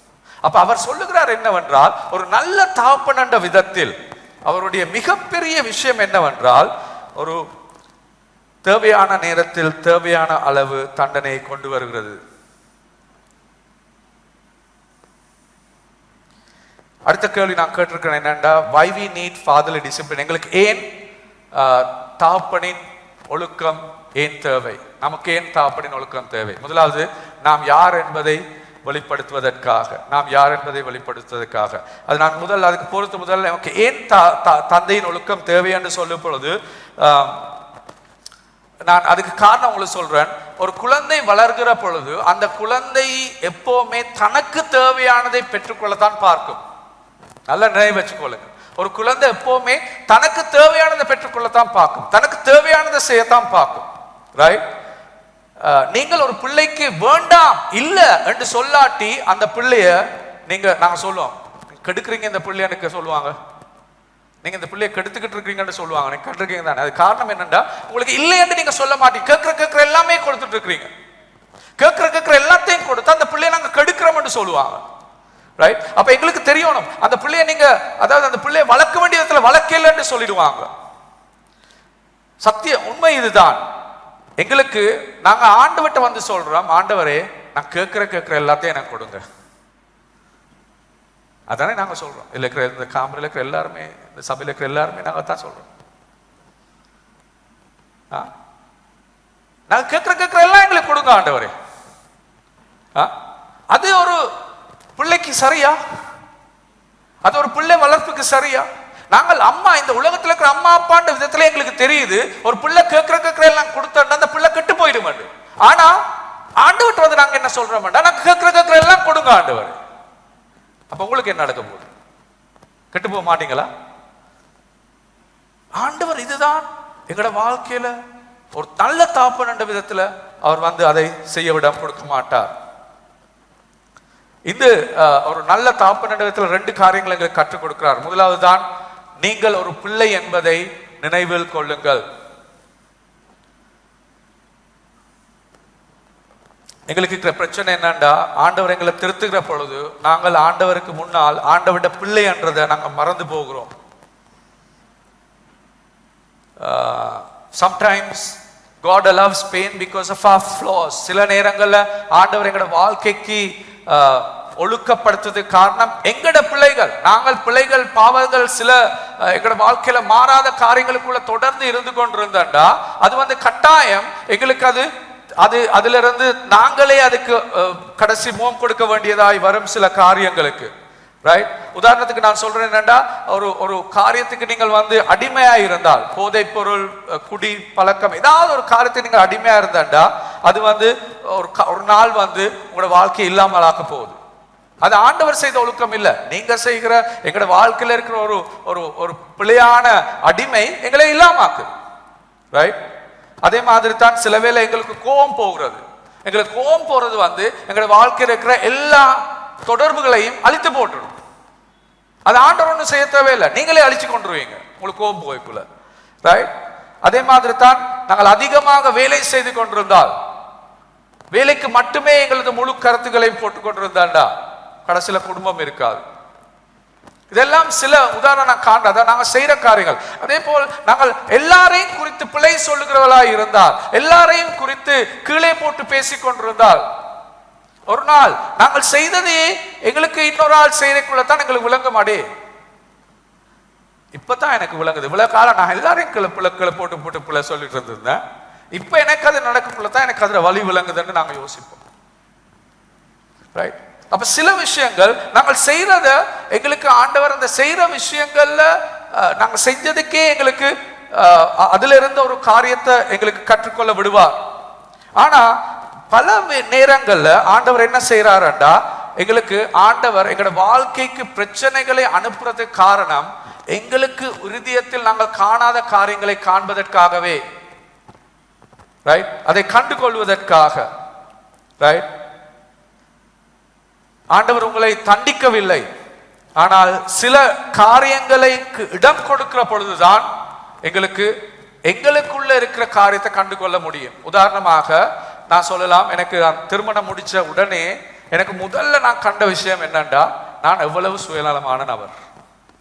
இன்னொரு ஆள் வரணும் என்ற சுயநலத்தை காண்றது அது வரைக்கும் நான் காணல. ரைட்? அப்ப அதுட அர்த்தமா ஆண்டவர் என்ன தண்டிச்சு திருமணம் முடிக்க வச்சுட்டார். ஏன்? என்ற சுயநலத்தை காட்டுறதுக்காக. அதாவது அர்த்தம் இல்ல இல்ல இல்ல இல்ல இல்ல அது இல்ல அர்த்தம். திருமணம் ஒரு அழகான விஷயம். ஆனா அந்த அழகான விஷயத்துக்குள் ஆண்டவர் என்ன கொண்டு போன படியினால தான் எந்த சுயநலம் எனக்கு காணக்கூடியதா இருந்தது. அதாவது சில சந்தர்ப்பங்கள், சில சூழ்நிலைகளுக்கு நீங்க போனா மாத்திரம் தான் உங்களுக்குள்ள இருக்கிற பிழையான காரியங்கள் உங்களுக்கு காணலாம். அதனால் தான் ஆண்டவர் சில இடங்களுக்கு உங்களை அனுபவிக்கிறார், அனுப்ப வைக்கிறார். சில இடங்களுக்கு செல்ல விடுகிறார். உங்களை கஷ்டமான ஒரு வேலையில நீங்க இன்றைக்கு இருக்கலாம், கஷ்டமான ஒரு உறவுக்குள்ள நீங்க இன்றைக்கு இருக்கலாம், உங்களுக்கு ஒரு நோய் வந்திருக்கலாம். இது எல்லாமே ஆண்டவர் உங்களோட வாழ்க்கைக்கு வருவதற்கு இடம் அளித்திருந்தால் அதன் ஊடாக உங்களுக்குள்ள இருந்து எண்ணத்தை காண்பிக்கிறார், எதை வெளியில கொண்டு வருகிறார். இவ்வளவு காலம் கூட இருதயத்துல காணாத விஷயம் என்னத்தை நீங்க காண்றீங்க. எனக்கு இப்படி ஒரு விஷயம் எனக்குள்ள இருக்குதா, இப்படி ஒரு விஷயம் நான் மாற்றிக்கொள்ளணுமா என்ற எண்ணத்தை ஆண்டவர் காண்பித்துக் கொண்டிருக்கிறார். இதுதான் நீங்கள் கேட்க வேண்டிய கேள்வி. என்னண்டா உண்மை என்னண்டா, உங்களோட வாழ்க்கைக்கு பிரச்சனைகள் வராவிட்டால், வேதனை வராவிட்டால் நாங்கள் ஒரு நாளுமே மாறப்போற நபர்கள் அல்ல. மாறுறதுக்கு எங்களுக்கு தேவையும் இல்லை. வேதனைகள், பிரச்சனைகள் தான் எங்களை மாற வைக்கிறது. அப்பொழுதுதான் எங்களுடைய இருதயத்தை எங்களுக்கு காணக்கூடியதாக இருக்கிறது. ஆண்டவர் அதை அதிகமாக கூட வாழ்க்கைக்கு வர இடம் கொடுக்க மாட்டார், அது குறைவாகவும் உங்களோட வாழ்க்கைக்கு வர இடம் கொடுக்க மாட்டார். அவருக்கு தெரியும் எவ்வளவு பாடுகள் உங்களோட வாழ்க்கைக்கு கொடுக்க வேண்டும் உங்களோட இருதயத்தை நீங்க கண்டு கொள்வதற்காக. முதலாவது தான் விஷயம். இரண்டாவது, அவர் உங்கள் தந்தை என்பதை நினைவில் கொள்ளுங்கள். அதுல என்ன சொல்லப்படுகிறதா,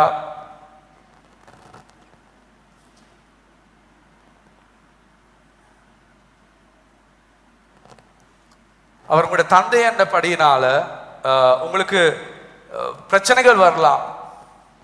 ஆனால் வரும் பொழுது நீங்க சொல்லணும், ஆண்டவரே எனக்கு தெரியும் நீங்க உங்களோட கையில இருந்து தான் இது வந்திருக்கு, எனக்கு தெரியும் நீங்க எனக்கு இது என்ன தண்டிக்கிறதுக்கு அனுப்ப இல்லை, இது நான் செஞ்ச பிழைக்காக நீங்க எனக்கு திரும்பி என்ன தண்டிக்கிற ஒரு விஷயம் அல்ல. ஏன்? உங்களுக்கு நல்லா தெரியும் சில வேளை பல நேரங்கள் எங்களுக்கு பிரச்சனைகள் வரப்பொழுது, வேதனைகள் வரும் பொழுது நாங்க எப்பவுமே சொல்லுவோம், நான் ஏதோ புல விட்டுட்டு அதான் ஆண்டவர் என்னை இப்ப தண்டிக்கிறாரு. அப்பா ஒரு நாள் அப்படி செய்ய மாட்டார். ஏன்னு தெரியுமா, உங்களோட பிழைக்காக ஏற்கனவே உங்களோட அண்ணாவுக்கு ஆண்டவர் தண்டனை கொடுத்து முடிஞ்சது. யாரும் உங்களோட அண்ணா இயேசு, அவருக்கு சிலுவையில ஏற்கனவே உங்களோட பிள்ளைக்கு அவர் தண்டனை கொடுத்து முடிஞ்சது. அப்ப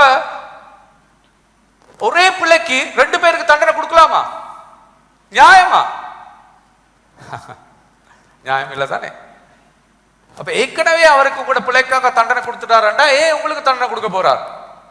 ஒரு நாள் உங்களை தண்டிக்க மாட்டார். உங்களை அவர் அதாவது நீங்க செஞ்சதுக்காக எதிராக உங்களுக்கு அவர் செய்ய மாட்டார். ஆனா சில காரியங்கள் கூட வாழ்க்கைக்கு வரும் பொழுது நீங்க நினைவு வச்சுக்கொள்ளணும், இது என்னுடைய தகப்பன் எனக்கு வர விட்டிருக்கிறார். அவர் வர விட்டிருந்தால் அதற்கு ஒரு காரணம் இருக்கிறது. என்னுடைய தகப்பன் தான் இதை செய்கிறார் என்பதை நீங்கள் அறிந்து கொள்வது மிக முக்கியமான ஒரு விஷயமா இருக்கிறது. முதலாவது நாங்க பார்த்தோம், ஆண்டவர் ஒரு அவருக்கு வந்து ஒரு பயிற்சியாளரின் ஞானம் இருக்கண்டு. ரெண்டாவது நாங்க பார்த்தோம், அவருக்கு ஒரு தகப்பனின் ஞானம் இருக்கிறது என்பது. கடைசியாக அவருக்கு ஒரு மருத்துவரின் ஞானம் இருக்கிறது. தேவன் ஒரு மருத்துவரின் ஞானம் உள்ளதால் என்ன சொல்ல வருகிறா, எனவே எமது கஷ்டங்கள் ஒரு சுகமளிக்கும் வல்லமை உள்ளது. ஒரு மருத்துவரின் ஞானம் என்னவென்றால், எங்களுக்கு நோவை கொண்டு வருகிறது, எங்களுக்கு சுகத்தை கொண்டு வர்றதுக்கு. ஒரு உதாரணத்துக்கு நான் சொல்றேன், உங்களோட காலோ கையோ உடைஞ்சிருக்கக்குள்ள, கால் உடைஞ்சிரு வெப்பம் அங்க போடுவாங்க தானே, அந்த பெரிய பிளாஸ்டர் போட்டு, என்னது பிளாஸ்டர் ஆஃப் பாரிஸ் போட்டு ஒரு பெரிய ஒரு கட்டு போட்டு உங்களுக்கு ஒரு மாசம் கூட வைப்பாங்க, அந்த எலும்பு திரும்பி ஒண்டா சேர்றதுக்காக. அதுக்கு பிறகு ஒரு நாளைக்கு வந்து வெட்டுவாங்க, தெரிந்தானே, அதை வெட்டுவாங்க, மிஷின் எல்லாம் போட்டு அதை வெட்டிட்டு அப்புறம் டாக்டர் என்ன சொல்லுவாராண்டா, இப்ப எலும்பி நடங்கன்னு சொல்லுவார். நீங்க எலும்பி கால் வச்சோன்னு நினைக்க முடியாத நோ. நீங்க சொல்றீங்க, எங்க நீங்க மருத்துவம் படிச்சீங்க, தெரியாத என்ன செய்யறாண்டு பாருங்க, எவ்வளவு நோ, ஏன் எனக்கு இப்படி கால் எடுத்து வைக்க சொல்றீங்க?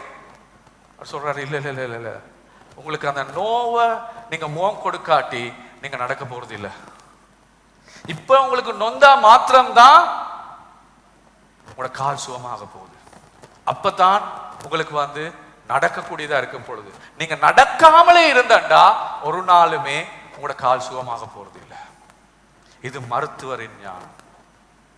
ரைட், பாருங்க, நினைக்கிறேன் 13ஆம் வசனத்தை பாருங்க, என்ன சொல்லுங்க. முடமாய் இருக்கிறது பிசகி போகாமல் சொஸ்தமாகும்படி, முடமாய் இருக்கிறது பிசக்கி போகாமல் சொஸ்தமாகும் படிக்கு, சுகமாகும் படிக்கு உங்கள் பாதங்களுக்கு வழிகளை செவ்வைப்படுத்துவார். ஆண்டவர் அதுதான் அவர் செய்கிறார். உங்களை சுகப்படுத்துவதற்காக தான் அவர் உங்களுக்கு நோவை கொண்டு வருகிறார். உங்களை சுகப்படுத்துவதற்காக தான் சில நோவை உங்களுடைய வாழ்க்கைக்கு அவர் விடுகிறார். அவருக்கு ஒரு மருத்துவரின் ஞானம் தேவனுக்கு இருக்கிறது.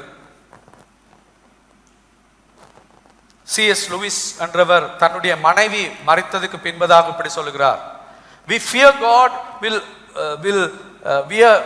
God's will because we never visited the dentist. நாங்கள் ஆண்டவருடைய சித்தத்தை பயப்படுற காரணம் என்னன்னா, நாங்க பல்லு வைத்தியர்கிட்ட ஒரு நாளும் செல்லாதபடியா. ஆண்டவருடைய சித்தத்துக்கு நாங்க பயப்படுற காரணம் என்னன்னா, நாங்க ஒரு பல்லு வைத்தியர்கிட்ட ஒரு நாளும் செல்லாதபடியா. பல்லு வைத்தியர்கிட்ட சென்றா நடக்கும், பல்ல வச்சு ஏதாவது செஞ்சா சரியானோ.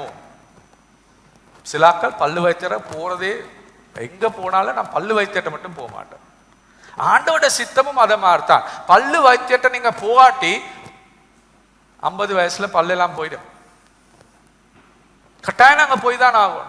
கட்டாயம் எங்களை சுத்தப்படுத்தணும், பல்லுகளை சுத்தப்படுத்த கட்டாயம்.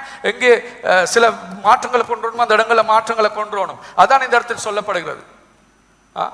நாங்கள் ஆண்டவருடைய சித்தத்துக்கு பயம், அவருடைய ஒழுக்கத்துக்கு பயம். என்ன காரணம் என்றா, எங்களுக்கு வந்து நாங்க பல்வத்தியற்ற போகாதபடினால.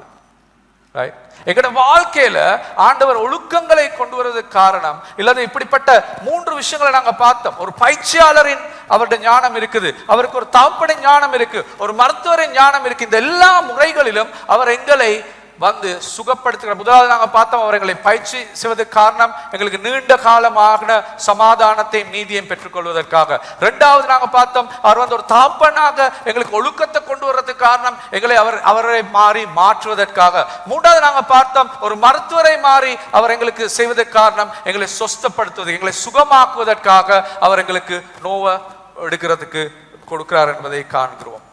ஆனால் இதெல்லாம் சொன்னாலும் பாஸ்டர், நீங்க கஷ்டத்துல போயிலையே, நான் தானே கஷ்டத்துல போறேன், எப்படி பாஸ்டர் இதுக்கு முகம் கொடுக்கிறது? கஷ்டமா இருக்குது பாஸ்டர், நோவுது பாஸ்டர், தாங்க முடியாமல் இருக்குது. இது எல்லாத்தையும் சொல்லி எபிரேயர் முடிக்கல. எபிரேயர்ல இன்னொரு விஷயம் இருக்குது. 2ஆம் வசனத்தை நாங்க பார்ப்போம். 2ஆம் வசனம்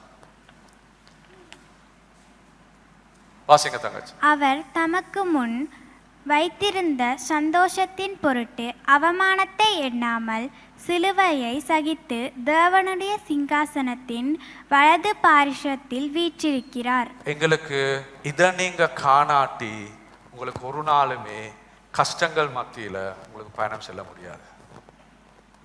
கஷ்டங்கள் மத்தியில பயணம் செய்த ஒரு நபரை நாங்க முதல்ல காணோம். இல்ல என்ன சொல்லியிருக்கு? அவர் தமக்கு முன்னால் வைத்திருந்த சந்தோஷத்தின் பொருட்டு, the joy set before him, அவருக்கு முன்னால் வைத்திருந்த சந்தோஷத்தை பொருட்டு அவமானத்தை கூட எண்ணாமல், அதான் இயேசு செய்தார். என்னது? உடுப்பு எல்லாத்தையும் கலட்டில ரோட்ல அடக்க வச்சாங்க, குருசையை கொடுத்து, அவமானத்தை கொடுத்து எண்ணாமல் சிலுவையை சகித்தார் அவர். அடுத்த வசனத்துல சொல்லுது, அவர் செய்த பாடுகளின், அவருக்கு போன பாடுகள் அவர் சகித்த அளவுக்கு நீங்க சகித்தது இல்ல. நாங்க ஒருத்தருமே அப்படி ஒரு நாளும் அப்படிப்பட்ட பாடுகள் மத்தியில் சென்றதும் இல்லை, அவ்வளவு எங்களுக்கு சகிக்கவும் இல்லை. ஆனால் இயேசு எங்களுக்காக சகித்திருக்கிறார். தேவனுடைய சிங்காசனத்தில் வலது புறத்தில் அவர் என்று வீற்றிருக்கிறார். நீங்கள் இயேசுவை காண வேண்டும். உங்களுக்காக தண்டனைக்குள் சென்ற, உங்களுக்காக அவமானத்தை பெற்றுக்கொண்ட, உங்களுக்காக சிலுவையை சகித்தந்த இயேசுவை நீங்கள் காணாவிட்டால் உங்கள் பாடுகள் மத்தியில் உங்களுக்கு ஒரு நாளுமே பயணம் செய்ய முடியாது. உங்கள் பாடுகள் மத்தியில் பயணம் செய்ய வேண்டும் என்றால் உங்களுக்காக சகித்த, உங்களுக்காக பாடுபட்ட, ஆனால் அவர் செய்யும் பொழுது அவருக்கு முன்னால் இருந்த சந்தோஷத்தை அவர் கண்டார். எனக்கு கஷ்டம் சில நேரங்களில், சில வருத்தங்கள், சில நோய்களுக்குள்ள ஆக்கள் போயக்குள்ள, மரண நோய்களுக்குள்ள போயக்குள்ள அவங்களுக்கு என்ன சொல்றேன்னு கூட எனக்கு சில நேரங்களில் நான் யோசிப்பேன். ஆனா இப்ப எனக்குள்ள ஒரு மனது உறுதி ஒன்று வந்திருக்குது. அந்த உறுதி தான் அவங்கள பார்த்து எனக்கு சொல்ல முடியும், இயேசுவின் அன்பிலிருந்து ஒன்றாலையும் உங்களை கலட்ட முடியாது, மரணத்தாலேயும் முடியாது, ஒன்றாலையுமே இயேசுட அன்பில் இருந்து உங்களை அவருடைய கையில இருந்து கலட்ட முடியாது, மரணத்தாலேயும் முடியாது. அதான் உண்மை. இதை நம்ம திரும்பி திரும்பி அறிஞ்சு கொள்ளணும். என்ன எங்களுக்கு முன்னால இருக்கிற சந்தோஷம் என்னடா, இந்த உலகத்துல நாங்க இந்த வாழ்க்கையை முடிச்ச நாள் அடுத்த நாள் நாங்கள் ஒரு சந்தோஷமான வாழ்க்கைக்கு செல்ல போகிறோம்.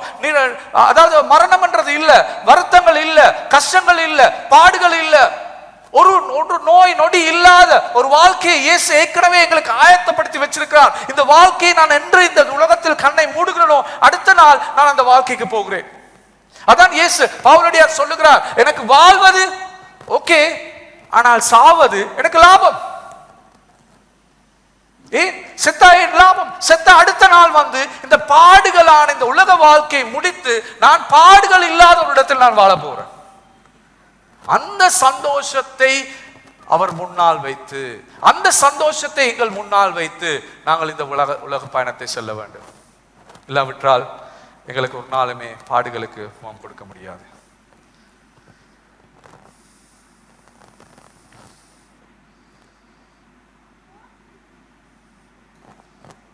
இயேசுவை நோக்கி பாருங்கள், அவர் சிலுவையில் தொங்கிக் கொண்டிருப்பதை பாருங்கள்.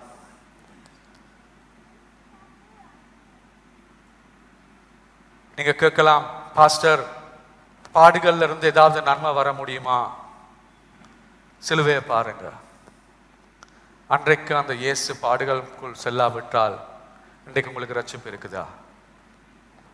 இன்றைக்கு உங்களுக்கு நீதிமான் என்ற ஸ்தானத்துக்கு உங்களுக்கு வந்திருக்கலாமா? எல்லாமே பாடுகள்னால் வந்த விஷயங்கள். அவர் சொல்லுகிறார், மகனே, நான் உனக்காக என்னுடைய மகிமையை விட்டு கொடுத்தேன். நான் இப்பொழுது உனக்கிடம் கேட்பது உன் இருதயத்தில் இருக்கிற விக்கிரங்களை எனக்காக விட்டுக் கொடு என்று இயேசு சொல்லுகிறார். அதுதான் பாடுகள் வருவதற்கான முக்கிய காரணம். உங்கள் இருதயத்தில் இருக்கிற விக்கிரங்களை அவருக்காக விட்டுக் கொடுக்க வேண்டும். இயேசு சொல்லுகிறார், என்னுடைய பாடுகளில் நான் தகப்பனிடமிருந்து என்னை ஒதுக்கப்பட்டது, என் பிதா, என் தேவனே, என் தேவனே, நீர் என்னை ஏன் கைவிட்டீர்? தேவன் அவரை கைவிட்டார், பிதா அவரை கைவிட்டார் என்னுடைய கஷ்டங்களில். ஏனென்றால் நான் உன்னை என் கைகளால் பிடித்துக் கொள்ளும்படி இயேசு சொல்லுகிறார். என்னுடைய பாடுகளில் நான் உன்னை நோக்கி பார்த்தேன், உன்னுடைய பாடுகளில் நீ என்னை நோக்கி பார்ப்பாயா என்று இயேசு கேட்கிறார்.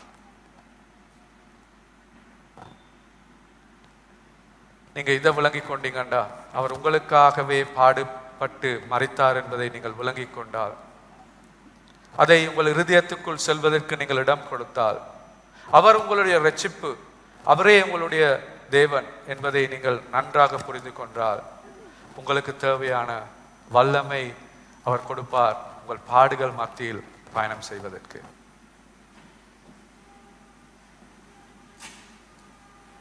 கடைசியாக இந்த காரியத்தை சொல்லி நான் முடிக்க விரும்புகிறேன். நாங்கள் ஜெபித்து முடிப்பதற்கு முன்பதாக ஜார்ஜ் ஹெர்பர்ட் என்ற நபர் இப்படி சொல்லுகிறார்: எனது சந்தோஷத்தில் எனக்கு கண்ணீரையும் எனது துக்கங்களில் எனக்கு பாடலையும் கொண்டு வந்து ஒருவருடைய வல்லமையை வெளிப்படுத்துவதற்காகவே நான் வாழ்கிறேன். அதாவது தேவனுடைய வல்லமை வெளிப்படுத்துவதற்காகவே நான் வாழ்கிறேன்.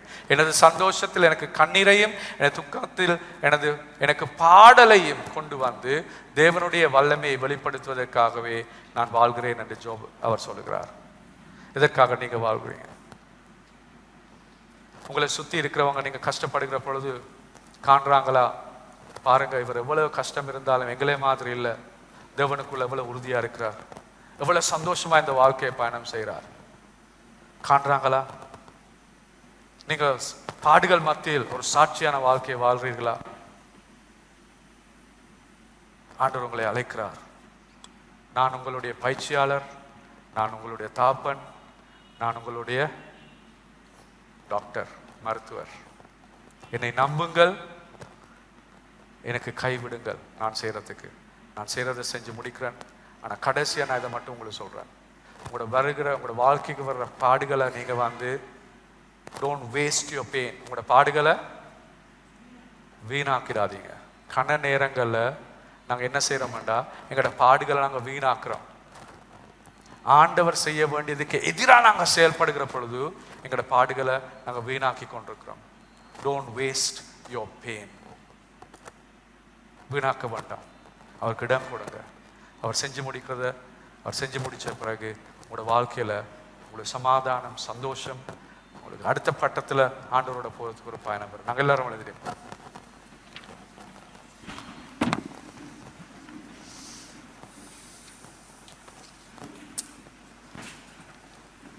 ஒரு நிமிடம் உங்களோட தலைகளை தாழ்த்தி ஆண்டவருக்கு முன்னால், எப்படிப்பட்ட ஒரு சூழ்நிலையிலிருந்து நீங்க வர்றீங்கன்னு எனக்கு தெரியாது. ஆனா எனக்கு தெரியும், எங்களோட ஒவ்வொருவருடைய வாழ்க்கையிலும் ஏதாவது ஒரு போராட்டம் இருக்கலாம். சிலர் ஆண்டவரை கைவிட்டு இருக்கிறார்கள். பாடுகளின் நிமித்தம், கஷ்டங்களின் நிமித்தம் அவர்கள் கைவிட்டுட்டாங்க. எனக்கு ஆண்டவரே வேணாம், அவர் அப்படி ஒருவர் இல்லை, அப்படி ஒரு ஆள் இருந்தா ஏன் இப்படி விடுவார், ஏன் இவ்வளவு காரியங்களுக்கு இடம் கொடுத்தாருன்னு அவங்க விசுவாசத்தை விலகி போயிருக்கிறாங்க. ஆனா அப்படிப்பட்டவர்கள் நாங்கள் மாறக்கூடாது. ஆண்டவர்கள் பாடுகள் மத்தியில் செல்லுகிற பொழுது அதுதான் நாங்கள் அவருக்கு கீழ்ப்படிய வேண்டிய நேரம். அந்த நேரத்தில் நீங்க சொல்லக்கூடாது, நான் பைபிளை வாசிக்க மாட்டேன், நான் ஜபிக்க மாட்டேன், நான் சர்ச்சுக்கு போக மாட்டேன், எனக்கு ஆண்டவர் எனக்கு இப்படி செஞ்சிட்டாரு என்று இருக்கிற நாள் இல்லை. அந்த நாட்கள் தான் எனக்கு ஆண்டவர் இன்னும் வேணும் ஆண்டவரே, எனக்கு இன்னுமே உங்களை கிட்டி நெருங்கணும் ஆண்டவரே, நீங்க இல்லாட்டி எனக்கு இது போக முடியாது, நான் உங்களை நம்புறேன், நீங்கள் ஒரு நல்ல பயிற்சியாளர், நீங்கள் ஒரு நல்ல தகப்பன், நீங்கள் ஒரு நல்ல மருத்துவர், நான் உங்களை அந்த விதத்துல காண்றேன், எனது பாடுகளில் நீங்கள் இவ்வாறான காரியங்களை செய்கிறீர்கள் என்பதை நான் காண்கிறேன் ஆண்டவரே. அதனால் இனி ஆண்டவரே, நான் உங்களை விட்டு ஓடாமல், உங்களை விட்டு போகாமல், உங்களுக்குள் கீழ்ப்படிந்து தொடர்ந்து பயணிக்க எனக்கு உதவி செய்யுங்கன்னு கேளுங்க ஆண்டவர்கிட்ட சொல்லுங்க. இந்த காலை நேரத்தில், ஆண்டவரே, என்னுடைய வேதனைகளை வீணாக்க கொடுக்க வேண்டாம் ஆண்டவரே. அவை ஒவ்வொன்றுக்கும் ஒரு நோக்கம் இருக்கிறது ஆண்டவரே, ஒரு ஒழுக்கம் இருக்கிறது. அவை ஒவ்வொன்றிலும் ஒரு சுகத்தை நீர் கொண்டு வருவதற்காக இடம் கொடுத்திருக்கிறீர். அவற்றை கண்டு கொள்ள, அறிந்து கொள்ள, அவற்றினூடாக பயணம் செல்ல எனக்கு உதவி செய்யுங்க ஆண்டவரே என்று கேளுங்க ஆண்டவர்கிட்ட இந்த காலை நேரத்தில்.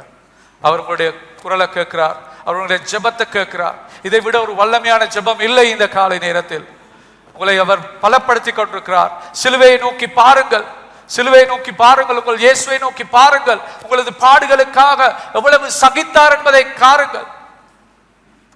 ஆண்டவர் எங்களை சகிக்க சொல்லுவது அவர் செய்யாமல் அல்ல, அவர் செய்து காட்டிட்டு அவர் சொல்லுகிறார், என்னை பார், உனக்காக நான் சகித்தேன்.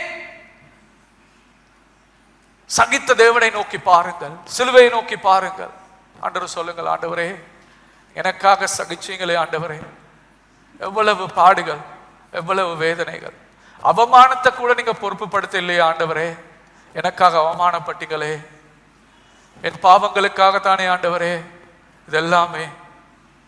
எனக்கு காண உதவி செய்யுங்க ஆண்டவரே. பாடுபடுகிற இயேசுவை காண உதவி செய்யுங்க. அப்பொழுது ஆண்டவரே எனக்கு என் பாடுகள் மத்தியில் செல்வதற்கான வல்லமை நான் பெற்றுக்கொள்வேன். அதை காண உதவி செய்யுங்க என்று சொல்லுங்க இந்த காலை நேரத்தில். ஓ ஆண்டவரே, உங்கள் பிள்ளைகளை உங்களுக்கு பொறுப்பு கொடுத்து ஜெபிக்கிறேன். இந்த காலை நேரத்தில் உங்கள் பிள்ளைகளுக்கு உதவி செய்யுங்க ஆண்டவரே. பாடுகள் கஷ்டங்கள் மத்தியில் செய்கிற ஒவ்வொரு பிள்ளைக்கும் பொறுப்பு கொடுக்கிறேன். வேதனைகள் மத்தியில் ஆண்டவரே, வருத்தங்கள் மத்தியில் ஆண்டவரே, மாறாத நோய்கள் ஆண்டவரே, உடலில் வலி, நித்திரை இல்லை, காயங்கள், வேதனைகள், கைவிடப்பட்ட உறவுகள், உடைக்கப்பட்ட உறவுகள், பண கோளாறு, பண பிரச்சனை, கடன் தொல்லை, இப்படி பிரச்சனைகளுக்குள் செல்லுகிற ஒவ்வொரு நபர்களையும் நான் உங்களுக்கு பொறுப்பு கொடுக்கிறேன் ஆண்டவரே. இந்த காலை நேரத்தில் சமாதானத்தை இழந்து, நித்திரையை இழந்து ஆண்டவரே, என்ன செய்வதென்று தெரியாமல் மன உளைச்சலில் இருக்கிற ஒவ்வொரு நபர்களையும் உங்களுக்கு பொறுப்பு கொடுக்கிறேன் ஆண்டவரே. அல்லது வாழ்க்கையில் இன்று ஆண்டவரே, நீர் இந்த பேசிய சத்தியத்தை அவர்களுக்கு புரிந்து கொள்ள, அதையோடு கொடுக்கல் வாங்கல் செய்ய அவளுக்கு உதவி செய்யுங்கப்பா. நான் ஜெபித்தது இன்னும் எனக்கு கிடைக்கவில்லை என்று மன உளைச்சலோடு இருக்கிற அந்த மகனை நீங்கள் பாருங்க ஆண்டவர். இந்த காலை நேரத்தில் அவங்களுக்கு ஆண்டவரே பேசுங்க.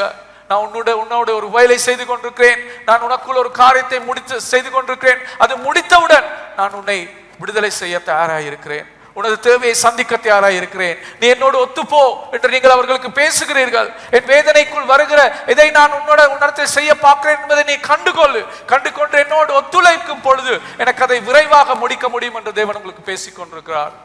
அவர் குரலை கேட்டு அவருக்கு கீழ்ப்படியுங்கள். இந்த கிழமை ஆண்டவர் சொல்லுங்க, ஆண்டவரே எனக்கு காண்பீங்க, நீங்க எங்க என்ன மாற்றுறீங்கன்னு காண்பீங்க, என்னத்தை செய்றீங்கன்னு காண்பீங்கன்னு சொல்லுங்க, என்னத்தை இந்த வாழ்க்கையில மாற்ற பாக்குறீங்கன்னு சொல்லுங்க, கிருபை அதிகரிங்கன்னு சொல்லுங்க. ஆண்டவரே, உங்களிடம் பெறுகிற கிருபை மற்றவர்களுக்கு காண்பிப்பதற்கு ஒரு கிருபையின் வாழ்க்கையாக என்ன மாத்துங்க என்று சொல்லுங்க. ஆண்டவர் உங்களை மாத்துவார். உங்கள் பிள்ளைகளோடு இருங்க ஆண்டவரே, அவர்களை வல்லமைப்படுத்தி வழி நடத்துங்க.